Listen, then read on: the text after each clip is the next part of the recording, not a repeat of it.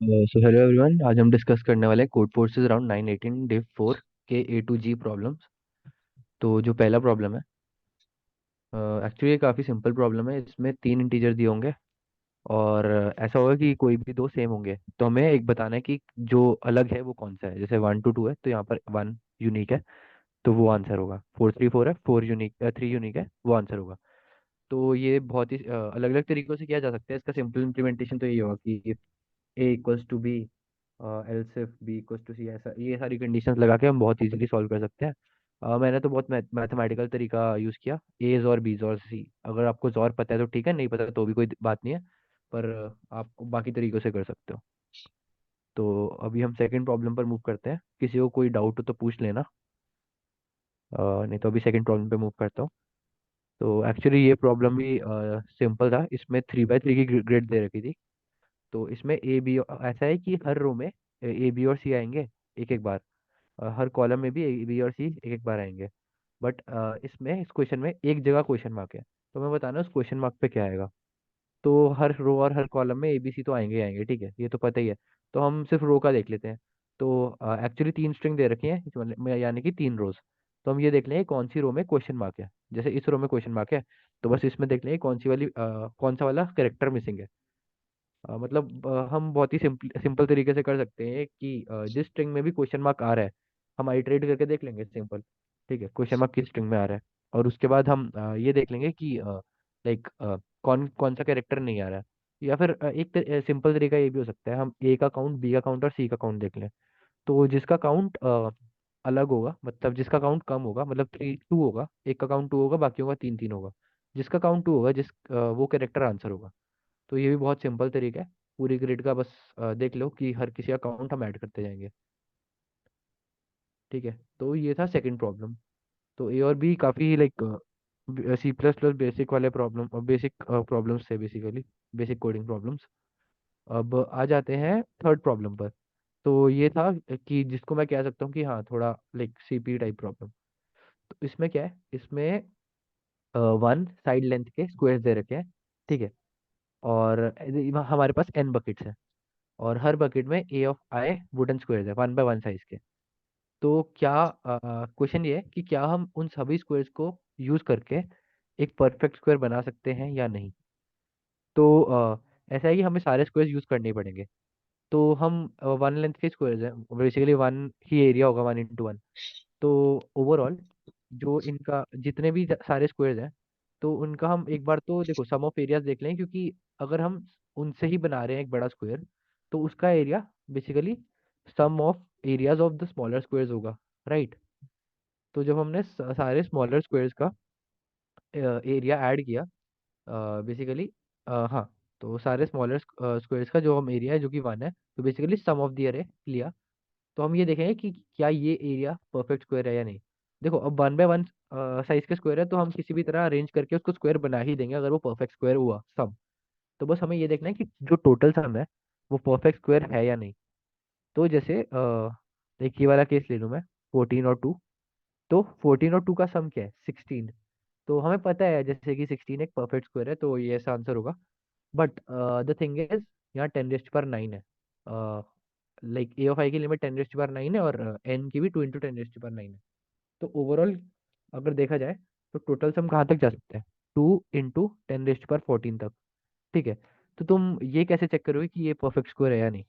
और अगर तुम टेस्ट केसेस भी देखो, चलो टेस्ट केसेस में इतनी दिक्कत नहीं है, वो ज़्यादा सिंपल से ही है, ठीक है। लाइक पर तुम्हें ये देखना है कि वो परफेक्ट स्क्वायर है या नहीं। तो वो कैसे देखोगे। तो मेन प्रॉब्लम ये है कि एक नंबर को देखना है कि वो परफेक्ट स्क्वायर है या नहीं। तो जैसे 2 × 10⁻14 को अगर तुम्हें देखना है, तो एक्चुअली सबसे सिंपल तरीका होगा बाइनरी सर्च का। बाइनरी सर्च से तुम बस ये पता लगा सकते हो कि एक नंबर परफेक्ट स्क्वायर है या नहीं, बाय लाइक तुम मिड बेसिकली अगर तुम्हें ये मेथड वैसे मोस्टली पता ही होती है लोगों को कि बाइनरी सर्च जिसको आती है, स्क्वायर लाइक परफेक्ट स्क्वायर एक नंबर है या नहीं वो निकालना इजी ही होता है। मतलब जिन लोगों को ने कर रखी है उनको पता होगा। जिन्होंने नहीं करी है तो लाइक आई वुड सजेस्ट कि एक बार बाइनरी सर्च सीख लो, तभी उसके बाद ही कर पाओगे ये तुम क्वेश्चन। एक बार मैं ना तुम्हें अपनी अप्रोच भी दिखा देता हूँ कि क्या है इसमें। स्क्वायर रूट से भी तो हो जाएगा ना sir. Actually you can't trust SQRT। The thing is, हाँ मतलब आई गेस इस क्वेश्चन में हो जाएगा no doubt, but the thing is SQRT function भी एक्यूरेट नहीं होता है, दैट इज द प्रॉब्लम।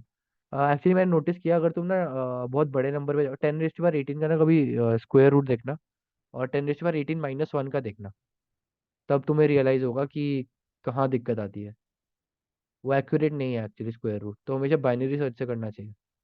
एक बार ना 10⁻18 - 1 का देखना, तो आएगा उसका 10⁻9 ही आता है स्क्वायर रूट। ये यहाँ पर मुझे एरर मिला था एक बार। तो ठीक है, तो इसमें बाइनरी सर्च तो बहुत ही सिंपल है, जिसको आती है वो देख सकता है कि मैंने मिडल का देख लिया। अगर मिडल मिडल का लाइक मैंने देखा है कि स्क्वायर रूट क्या है उसका, जैसे स्क्वायर रूट वाला फंक्शन होता है ना, मैंने basically floor of square root देखा देख रहा हूँ कि क्या है। अब मेरा जो एल होगा ना, वो फ्लोर ऑफ स्क्वायर रूट आ जाएगा, तो L × L = X है तो यस, नहीं तो नो। ठीक है। और अच्छा, I you solve using square root and got wrong answer in test case 3। All right. तो हो सकता है यार, वो स्क्वायर रूट ना एक्चुअली होता नहीं है, वो एक्यूरेट नहीं होता है।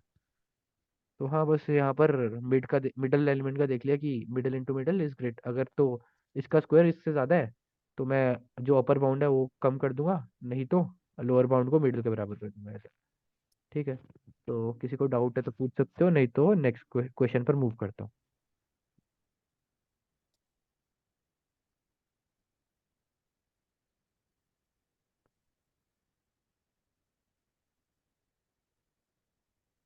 ठीक है।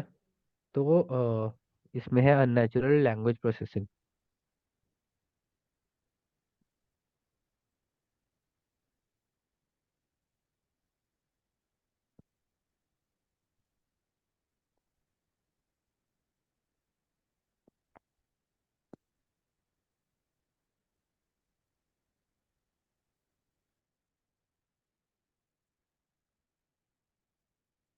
ठीक है, तो इसमें 5 कैरेक्टर दे रखे हैं, और दो टाइप्स ऑफ कैरेक्टर्स डिफाइन कर रखे हैं। एक वॉवल्स होते हैं, कॉन्सोनेंट्स होते हैं।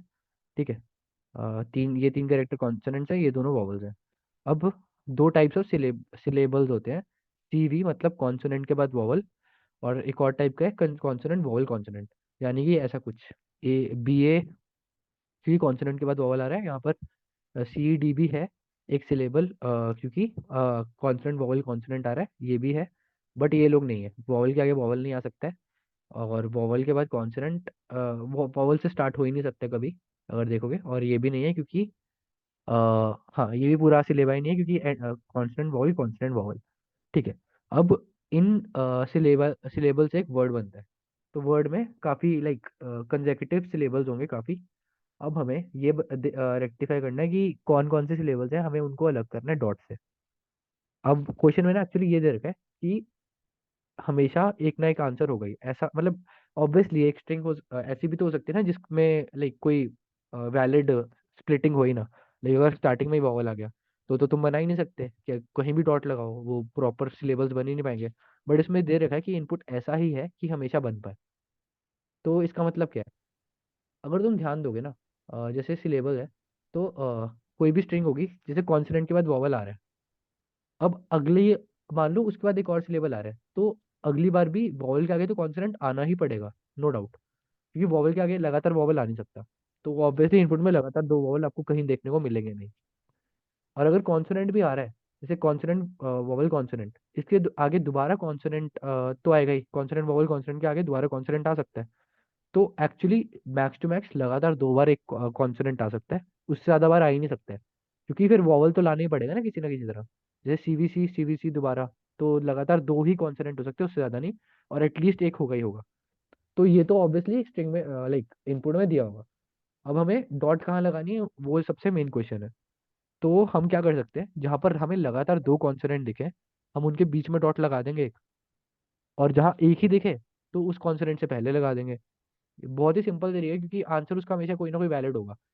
तो ऑफ कोर्स यही तरीका हो सकता है। अगर एक कॉन्सोनेंट है तो उससे पहले एक डॉट लगानी है, और अगर दो कॉन्सोनेंट है तो उस पे उन दोनों के बीच में लगानी है। तो जैसे ये वाला एग्जांपल लूँ अगर मैं, DAD EC DADDEC,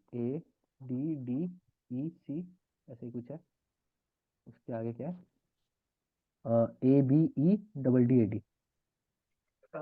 A B E double D A D. तो देखो, ऑब्वियसली स्टार्टिंग वाला हमेशा कॉन्सोनेंट तो होगा ही, राइट। स्टार्टिंग वाला हमेशा कॉन्सोनेंट होने वाला है। उसके आगे वाला वॉवल होगा ही होगा। उसके आगे वाला कॉन्सोनेंट होगा। अब मुझे ये नहीं पता कि ये कॉन्सोनेंट आगे वाले का कि पीछे वाले का। तो मुझे जैसे ही यहाँ पर लगातार दो कॉन्सोनेंट मिल गए ना, तो ऑब्वियसली ये दोनों अलग अलग के ही होने वाले हैं, एक के हो नहीं सकते। तो यहाँ पर डॉट आ जाएगी, ठीक है। अब मैं दोबारा जाऊंगा। मुझे जैसे कॉन्सोनेंट मिला, मान लो यहाँ पर मिला, बट मैं देखता हूँ इसके आगे कोई कॉन्सोनेंट है ही नहीं, इसके आगे वॉवल है। तो मुझे इस कॉन्सोनेंट से पहले एक डॉट लगानी पड़ेगी, ठीक है। हेलो हेलो, आवाज लो है क्या मेरी? आवाज कम आ रही है क्या? अच्छा ठीक है। तो ठीक है, क्या था, इस कॉन्सोनेंट के आगे एक वॉवल आ रहा है। कॉन्सोनेंट नहीं आ रहा पर वॉवल आ रहा है। तो जिस कॉन्सोनेंट के आगे वॉवल है ना, उससे पिछले वाले पे डॉट लगा दो। जिस कॉन्सोनेंट के आगे कॉन्सोनेंट है, उस पे मत लगाओ। तो यही कंडीशन होगी ना कि बस हमें ये देखना है। फॉर, बहुत सिंपल सा यार कोड हो गया हमारा। For int i equals to 1, नहीं 0 कर लेता हूँ, नहीं 1 कर लेता हूँ, क्योंकि मैं आगे से पीछे देख लूंगा कि हाँ इसके पीछे कॉन्सोनेंट है कि नहीं, ठीक है। आई लेस देन एन, आई प्लस प्लस, ठीक है। इफ एस ऑफ आई, मतलब स्ट्रिंग का ith element equals to vowel, मतलब ये सूडो कोड ही है। अगर वो तो तुम इम्प्लीमेंटेशन खुद से कर लेना, या इस मतलब इम्प्लीमेंटेशन क्या ही है यार, सिंपल है कि वॉवल वॉवल कौन सा और कॉन्सोनेंट कौन सा है वो तो देख ही सकते हो अपने आप से, एस्काई कोड वगैरह से, ठीक है। तो अगर ये ith एलिमेंट वॉवल है एंड, ठीक है, एंड लगा देना, ठीक है। दो एंड लगा दिए, उसके बाद and s of i-1 equals to consonant, ठीक है। ये सी कॉन्सोनेंट के लिए। तो क्या करना, ये जो कॉन्सोनेंट है, कॉन्सोनेंट से पहले डॉट लगा देना एक। और ये ध्यान रखना कि स्टार्टिंग वाले से पहले भी, इस एल्गोरिथम से स्टार्टिंग वाले से पहले भी डॉट आ जाएगी, वो हटा देना बस, सिंपल। तो बस जिस कॉन्सोनेंट के अगला वाला वॉवल है उससे पहले डॉट लगानी है, और तो कुछ नहीं है, ठीक है। तो ये है इसका लॉजिक। किसी को कोई डाउट हो तो पूछ लो। तो जैसे इस वाले क्वेश्चन में यहाँ कॉन्सोनेंट के आगे वॉवल है, मैंने यहाँ डॉट लगा दी। यहाँ कॉन्सोनेंट के आगे वॉवल है, मैंने यहाँ डॉट लगा दी, ठीक है। ये कॉन्सोनेंट है, इसके आगे वॉवल है, यहाँ डॉट लगा दी। ये कॉन्सोनेंट है, इसके आगे वॉवल है, यहाँ डॉट लगा दी। तो सिर्फ इन्हीं जगह पे डॉट लगनी थी जहाँ कॉन्सोनेंट के आगे वॉवल है। तो तुम आंसर में भी देखोगे ना, ये यही चार डॉट्स होंगी, 1 2 3 4, यही चार डॉट्स होंगी। डी ए डी, हाँ यहाँ पर मतलब कॉन्सोनेंट के बाद वॉवल है, उससे पहले डॉट होती है। तो सी ए से पहले डॉट, डी से पहले डॉट, बी से पहले डॉट, और डी ए से पहले डॉट, सिंपल। All right. हाँ of course you can break into substring and then solve, that's your wish. अलग अलग इम्प्लीमेंटेशन हो सकती हैं, या तो किसी भी तरह इम्प्लीमेंट कर सकते हो यार, ऐसी कोई बाउंडेशन नहीं होती। ठीक है, नेक्स्ट क्वेश्चन पर चलते हैं अभी, ई वाले पर। तो ई वाले में, ठीक है, ई वाले में एक्चुअली एक अरे दे रखा है, और हर element basically how many amount of juice है वो बताएगा। तो ऐसा है कि जो लूलिया है और उसकी जो उसका जो डेट है, दोनों अलग अलग लाइक ऑल्टरनेट ग्लासेस ही पीते हैं। तो ऐसा होगा कि एक ग्लास जाएगा लूलिया को, और उसके अगले वाला उसकी डेट को। तो उसे ये देखना है कि किसी सब अरे में क्या बेसिकली दोनों का ड्रिंकिंग अमाउंट सेम है कि नहीं, ठीक है। ये है क्वेश्चन। तो ना मैं देखता हूँ ये वाला एग्जाम्पल, या ठीक है ये वाला देख लेता हूँ। 1 2 11 4 1 5 1 2।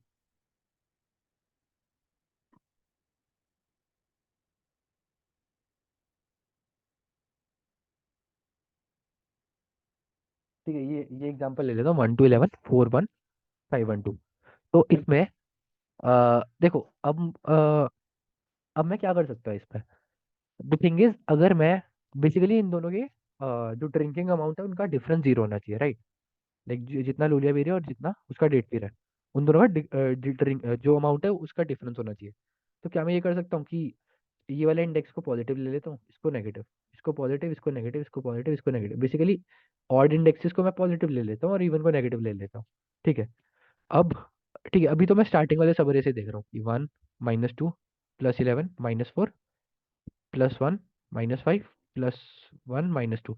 तो इनमें से कहीं पर भी जैसे यहाँ पर ओवरऑल में देखूंगा, यहाँ पर ओवरऑल -1, यहाँ पर 1, यहाँ पर आया 9, यहाँ पर आया 5, यहाँ पर आया 6, 1 2 0।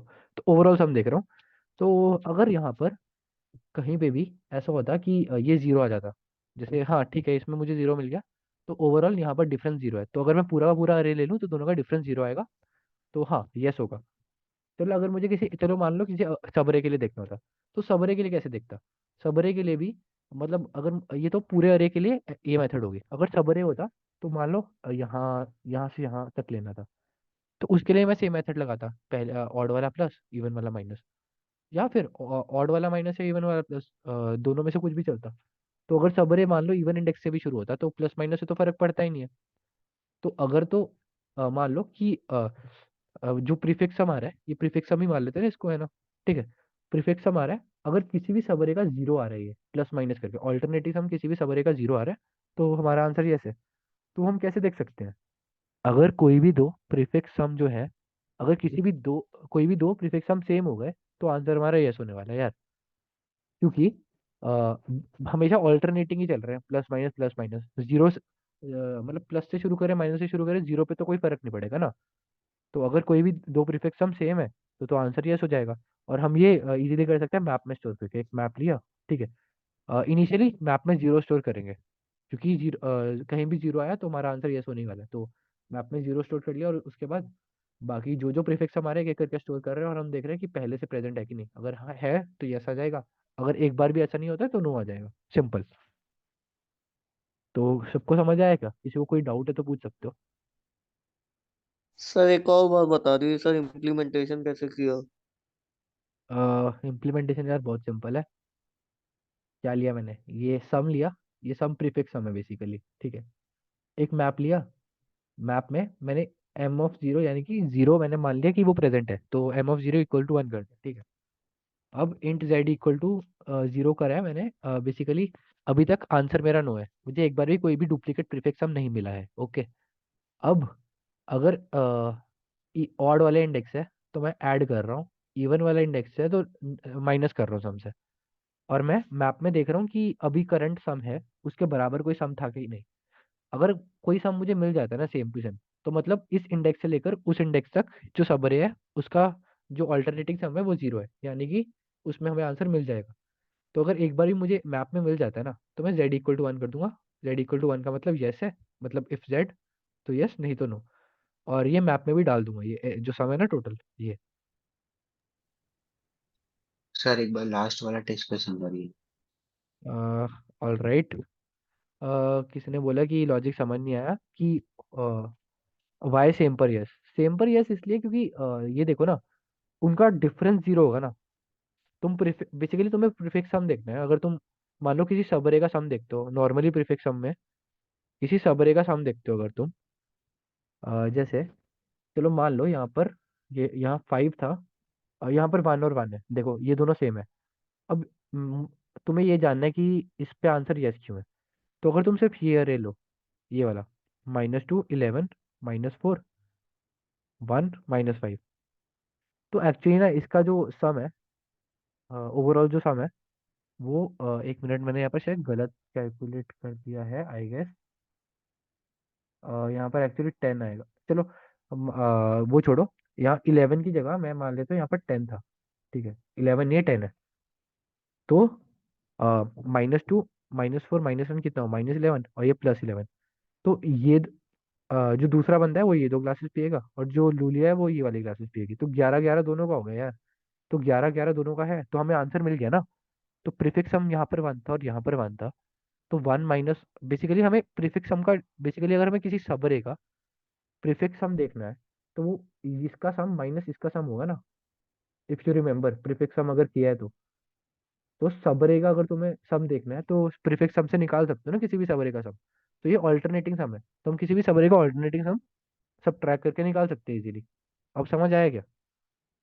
जिसको नहीं समझ आ रहा था कि सेम पर यस क्यों है। चलो ठीक है।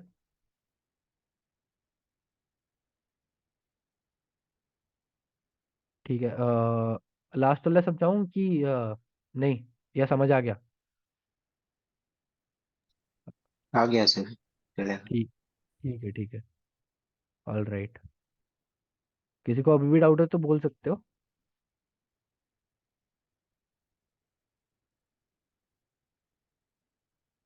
ठीक है, मैं जाता हूँ एफ पर।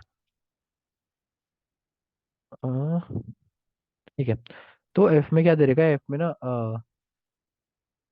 स्टार्टिंग पॉइंट और एंडिंग पॉइंट दे रखे हैं एन लोगों के। एन लोगों का नंबर लाइन पर स्टार्टिंग और एंडिंग पॉइंट दे रखे हैं, ठीक है।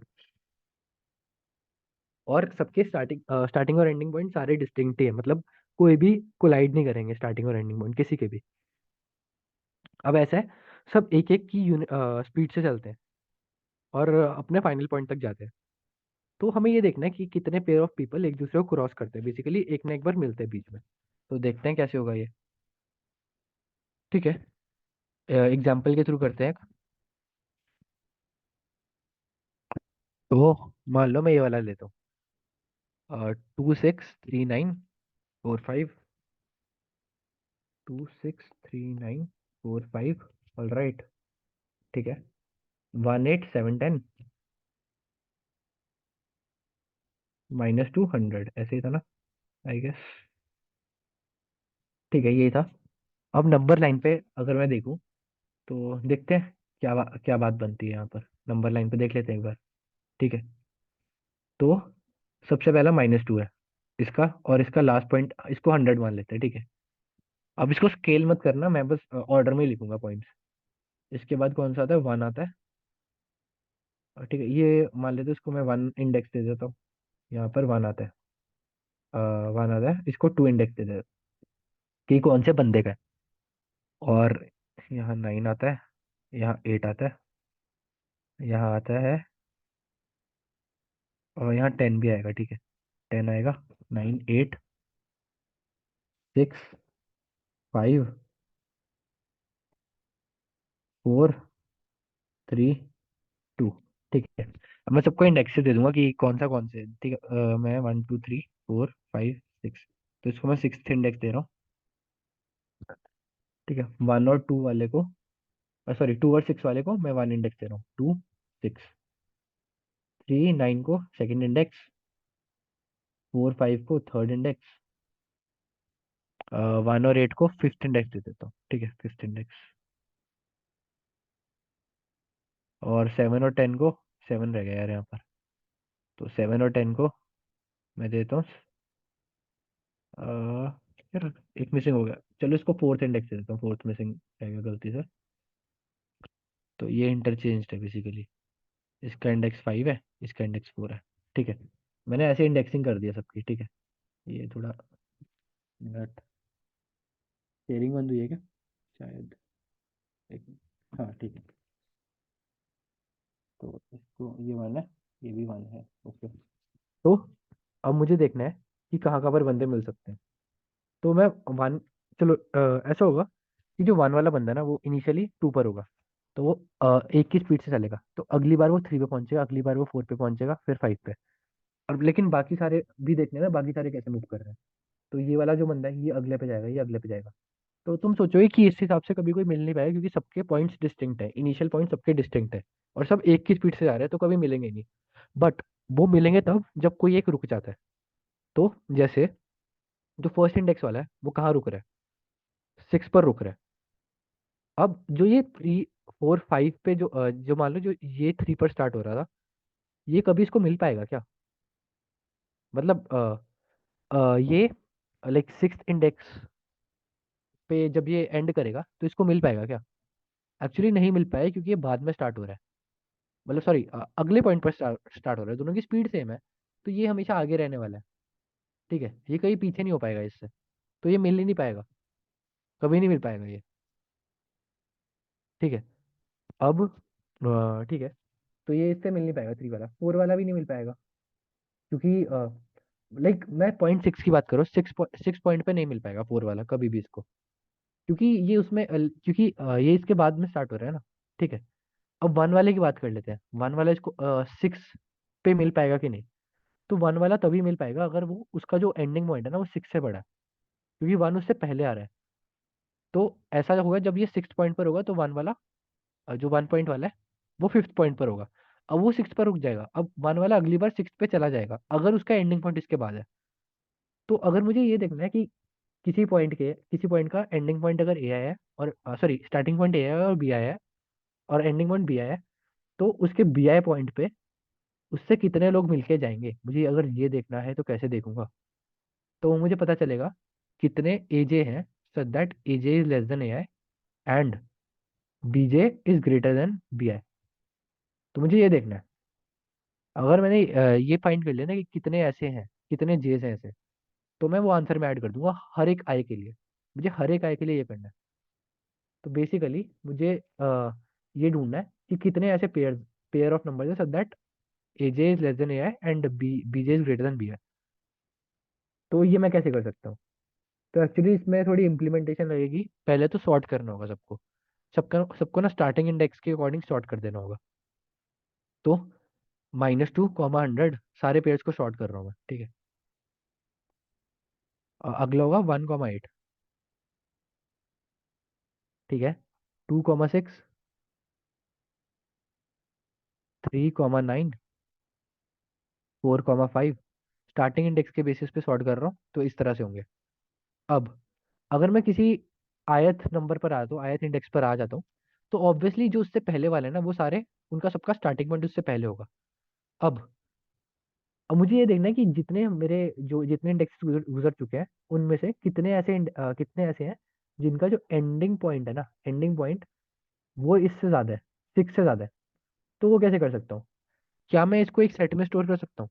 एक सेट लिया मैंने, सबके एंडिंग पॉइंट स्टोर करता रहूंगा। जैसे जैसे मान लो सबसे पहले यहाँ पर गया, तो सेट में 100 डाला, ठीक है। अब सेट में अब मुझे पहले तो ये देखना है कि 100 से बड़े कितने पॉइंट्स है, 100 से बड़ा एक भी पॉइंट नहीं है। तो कुछ ऐड नहीं करना आंसर में। 100 ऐड किया, अब एट, एट आया, एट ऐड किया। अब मुझे देखना है एट से बड़े कितने पॉइंट थे, एट से बड़ा एक पॉइंट था, ठीक है, आंसर में एक ऐड हुआ। अब सिक्स पे आया, तो सिक्स से बड़े दो पॉइंट्स थे, तो 1 + 2, तो सिक्स भी आ गया। नाइन, नाइन से बड़े एक ही पॉइंट है, +1। फाइव, फाइव से बड़े कितने पॉइंट है, फाइव से बड़े सारे पॉइंट है, मतलब नाइन भी डाला तो +4, ठीक है, फाइव डल गया। 10 से बड़े कितने पॉइंट है, 10 से बड़ा एक ही पॉइंट है। तो इसका आंसर क्या हुआ, 4 + 1 + 1 6 +2 + 1 9। तो क्या इसका आंसर 9 है, देखते हैं। तो हाँ, इसका आंसर 9 है। तो इस तरह से इस क्वेश्चन को करना है। ये बट चेक कैसे होगा, हाँ चैट में हाँ डाल हाँ देंगे हाँ कि हाँ, वही क्या बता रहा हूँ होगा? कि वो चेक कैसे होगा, वही बता रहा हूँ। देखो, अब नॉर्मल सेट से तुम कभी चेक नहीं कर पाओगे कि कितने नंबर्स इससे बड़े हैं। तुम बस ये चेक कर पाओगे कि लाइक कि हाँ, तुम बस एक बेसिकली एक अपर बाउंड फाइंड कर सकते हो, लोअर बाउंड फाइंड कर सकते हो। ओ ऑफ नहीं तो तुम्हें ओ ऑफ एन कॉम्प्लेक्सिटी लग जाएगी अगर तुम्हें ये फाइंड करना है कि कितने नंबर्स उससे बड़े हैं। तो मेन प्रॉब्लम यही आती है। तो इसकी जगह तुम एक इंडेक्स सेट होता है वो यूज कर सकते हो। इंडेक्स सेट में ना एक्चुअली सॉर्टेड ऑर्डर में तो स्टोर होते हैं, साथ के साथ इंडेक्स भी होता है उसका। तो अगर तुमने नहीं पढ़ा हुआ, एक बार इंडेक्स सेट पढ़ लेना, उसकी बहुत ही अ, आसान सा एक फंक्शन होता है, ठीक है, ऑर्डर ऑफ की करके। तो ऑर्डर ऑफ की मुझे ये बता देगा कि ना अभी तक सेट में जितने भी एलिमेंट्स है ना उस पे कौन से मतलब कौन से नंबर पे आएगा, लाइक ऑर्डर वाइज। जैसे अगर जैसे 100 था, उसके बाद मेरा 8 डालता हूँ, तो 8 डालने से पहले मुझे अगर ये डालना है एस डॉट ऑर्डर ऑफ की 8 क्या होगा, तो बेसिकली वो आएगा, जीरो आएगा, जीरो आएगा मतलब जीरो इंडेक्स पे आएगा। तो मैं H dot size minus this कर सकता हूँ। तो इससे मुझे पता चलेगा कितने एलिमेंट्स उससे बड़े हैं। इसकी ऑल्टरनेट इम्प्लीमेंटेशन हो सकती है। हाँ, पॉलिसी बेस्ड डेटा स्ट्रक्चर ही, जो तुम कह रहे हो, हाँ पॉलिसी बेस्ड डेटा स्ट्रक्चर। तो इसकी और भी इम्प्लीमेंटेशन हो सकती हैं, पर मेरे दिमाग में तो यही वाली आई। Why can't we use upper bound और lower bound something using S dot upper bound something. हम अपर बाउंड यूज करके क्या होगा, तुम ये बताओ। S S dot upper bound करके तुम सिर्फ ये फाइंड कर सकते हो ना कि उसके उससे बड़ा, जस्ट उससे बड़ा कौन सा एलिमेंट है। तुम ये कैसे फाइंड करोगे कि उससे बड़े कितने एलिमेंट्स है? मेन प्रॉब्लम यही आती है।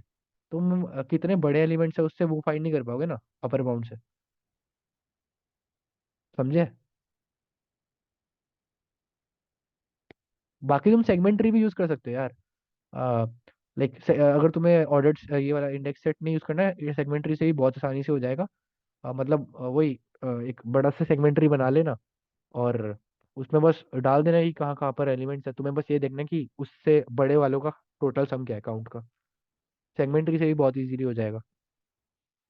ठीक है, कोई डाउट है एफ में तो बताओ। एक बार इंडेक्स सेट वाला एक बार समझा दीजिए। सॉरी सॉरी, क्या बोल रहे हो? हेलो। ये इंडेक्स सेट वाला एक बार बता दीजिए। इसमें क्या मतलब क्या डाउट आ रहा है?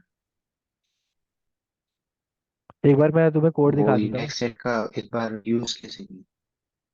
अरे देखो, कुछ नहीं है।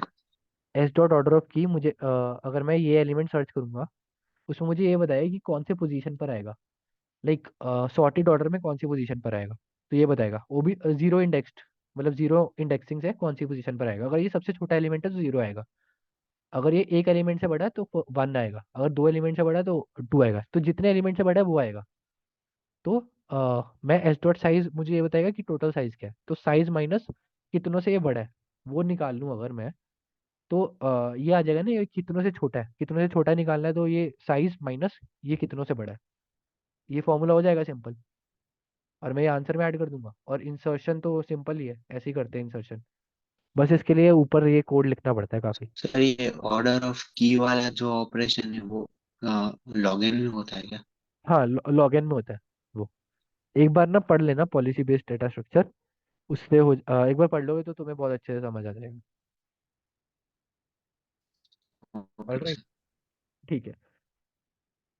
और कोई किसी को डाउट इस क्वेश्चन में? चलो फिर नेक्स्ट पर चलता हूँ मैं, जी पर। तो जी में क्या दे रखा है एक्चुअली? हाँ, तो इसमें एक अनडायरेक्टेड ग्राफ दे रखा है, और ना वेटेड अनडायरेक्टेड वेटेड ग्राफ दे रखा है। ठीक है। अब उसमें एक एक्स्ट्रा चीज क्या है अपना, ऐसा है कि उसमें हर सिटी में ना एक बंदा है, उसको ना हर सिटी पे एक बाइक मिलेगी। और जब भी उसको कोई बाइक मिलती है ना, उसका एक स्लोनेस फैक्टर होता है। और स्लोनेस फैक्टर से ना उसको जो मान लो जो वेट है ना वो मल्टीप्लाई होता है slowness factor, sorry factor of bike से। अब वो जो भी सिटी विजिट कर चुका होगा ना, वो सारी बाइक्स उसके पास होंगी। तो ऑब्वियसली जितनी भी बाइक्स होंगी उसमें से सबसे जिसका मिनिमम स्लोनेस फैक्टर है वही चूज करेगा, क्योंकि उसको लाइक मिनिमम टाइम में पहुंचना है। तो बेसिकली ये शॉर्टेस्ट पाथ का ही क्वेश्चन है। अब इसमें यही एडेड कॉम्प्लेक्सिटी यही है कि एक बाइक बाइक बाइक का सीन है। ठीक है। तो वही स्लोनेस फैक्टर का सीन है। तो अब तक उसने जो भी सिटी विजिट की होगी ना, उनमें से मिनिमम स्लोनेस फैक्टर ही हमें वेट में मल्टीप्लाई करना है। अब इसका क्या तरीका हो सकता है? तो जो जायकस्ट्रा होता है उसमें नॉर्मली वन स्टेट होती है, राइट? बेसिकली एक डीपी की तरह ही होता है जायकस्ट्रा, अगर तुमने देखा होगा तो उससे ही होगा वो। ठीक है, उसके अलावा मुझे नहीं पता और किसी से हो सकता है, मतलब इन माय ओपिनियन जायकस्ट्रा आता है तो ठीक है। नहीं तो तुम एक बार वो पढ़ लेना। तो उसमें अगर तुम देखोगे तो एक ही स्टेट होती है जो कि होती है कि कौन से पोजीशन पर है, सॉरी कौन सी नोड पर है, कौन नोड पर पहुंचने का शॉर्टेस्ट डिस्टेंस। अब लेकिन इस क्वेश्चन में ना अगर तुम देखोगे, जो कि इसके कंस्ट्रेंट्स है n less than equal to 1000 है, m less than equal to 1000 है, और जो क्लोजेस्ट वेक्टर है ना वो भी लेस देन इक्वल टू 1000 है। एक्चुअली अगर तुम ध्यान से सोचो, अगर तुम्हें दो चीजें दी हूँ, एक स्टेट है कि कौन सी नोड पर है, और दूसरी स्टेट है कि अभी तक का मिनिमम स्लोनेस फैक्टर क्या है। लाइक जितनी भी उसने विजिट कर रखी है उनमें से मिनिमम स्लोनेस फैक्टर क्या है। अगर तुम्हारे पास ये दो स्टेट्स हैं तो तुम ट्रांजिशन इजीली कर सकते हो ना यार, अगले अगले चीज पे। क्योंकि तुम्हें जो करंट स्लोनेस फैक्टर है ना उससे मल्टीप्लाई करना होगा वेट, एज के वेट को। तो अगर ये दो स्टेट्स हैं, और ये कॉम्प्लेक्सिटी के वेल विद इन है, अगर देखोगे कंस्ट्रेंट्स के हिसाब से आराम से हो जाएगा। अगर तुम ये एक और जो दूसरी स्टेट है वो रखोगे कि स्लोनेस फैक्टर क्या है, तो उससे तुम्हारे पास बेसिकली पेयर हो जाएगा ये। तो इस पेयर को एक स्टेट मान लोगे, तो हर एक पेयर के लिए हम शॉर्टेस्ट पाथ निकालेंगे कि इस नोड पर अगर ये स्लोनेस फैक्टर है तो क्या शॉर्टेस्ट पाथ है। तो उससे हम ट्रांजिशन भी बहुत इजीली कर सकते हैं। लाइक इसको मैं थोड़ा कोड के थ्रू दिखा देता हूँ कैसे किया है मैंने इम्प्लीमेंट।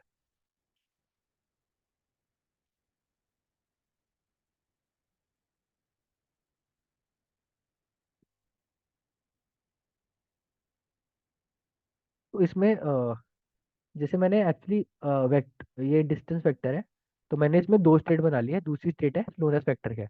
तो इनिशियली अगर तुम देखोगे तो फर्स्ट नोड पर होगा, और स्लोनेस फैक्टर भी जो फर्स्ट नोड पे जो बाइक है वो होगा। अब ऑब्वियसली जो जाइगोस्ट्रा होता है उसमें सेट में स्टोर करते हैं कि जो भी सबसे छोटा डिस्टेंस होगा वो यहाँ पर आएगा। बेसिकली फर्स्ट एलिमेंट होता है डिस्टेंस और दूसरा एलिमेंट होता है स्टेट। तो स्टेट पेयर है बेसिकली एक। ठीक है। अब मैंने जो सबसे छोटा मतलब जिसको जिस पे जाने में सबसे कम टाइम लगा मैंने वो वाला लिया स्टार्टिंग में। ठीक है। अब मैं ट्रांजिशन कर रहा हूँ, अगर किसी एडजेसेंट नोड पर ट्रांजिशन करना चाहता हूँ तो मैं बेसिकली उस वाली नोड का स्लोनेस फैक्टर और करंट स्लोनेस फैक्टर का मिनिमम ले लूंगा। बेसिकली जो मेरी नई स्टेट होगी ना, वो जिस नोड पर ट्रांजिशन करूंगा और ये जो नया स्लोनेस फैक्टर है, ये दो स्टेट्स होंगी। तो ये दो स्टेट्स नई स्टेट्स है। और मैं ये चेक करूंगा कि ये विजिटेड है कि नहीं, जैसे जैकस्टर में करते हैं चेक कि विजिटेड है कि नहीं। तो अगर विजिटेड नहीं है तभी हम कुछ करेंगे। ठीक है। तो अगर विजिटेड नहीं है तो मैं क्या करूंगा, सेट में पहले तो चेक करूंगा कि ये है कि नहीं। तो अगर ये सेट में है तो मैं उसको ऑलरेडी मतलब सेट में अगर ये स्टेट ऑलरेडी है तो मैं वो रिमूव कर दूंगा, क्योंकि अभी मैं नया वाला डालने वाला हूँ। ठीक है। अगर ये पहले सेट में है तो मैं ये रिमूव करने वाला हूँ। ठीक है, ये मैंने रिमूव किया, इरेज कर दिया अगर ये पहले सेट में है।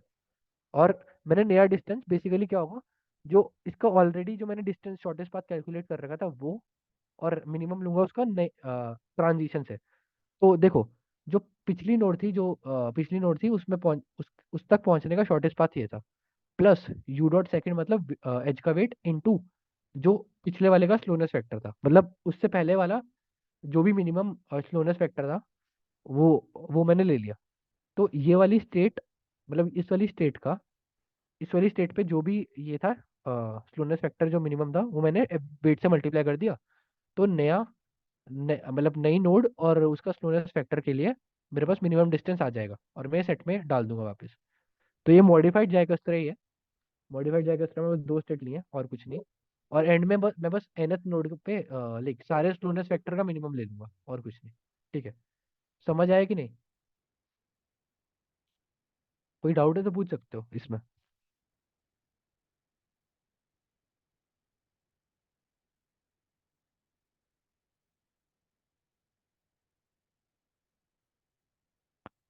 ठीक है, समझ आ गया ना?